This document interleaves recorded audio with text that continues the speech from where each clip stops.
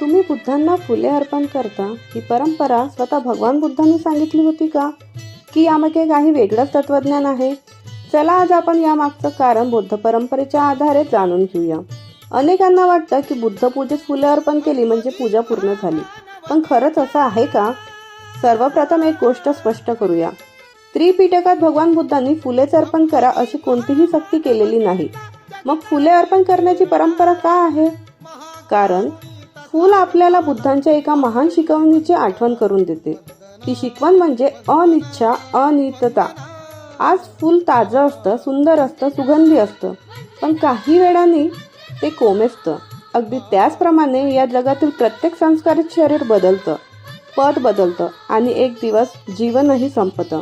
म्हणून बुद्धांना फुलं अर्पण करताना आपण मूर्तीला नव्हे तर बुद्धांच्या गुणांना वंदन करतो आणि स्वतःला आठवण करून देतो, मी ही अनित्य आहे. म्हणून लोभ, द्वेष आणि मोह सोडून धम्माच्या मार्गावर चाललं पाहिजे. बौद्ध परंपरेतील पाली गाथा हेच देखील सांगतं.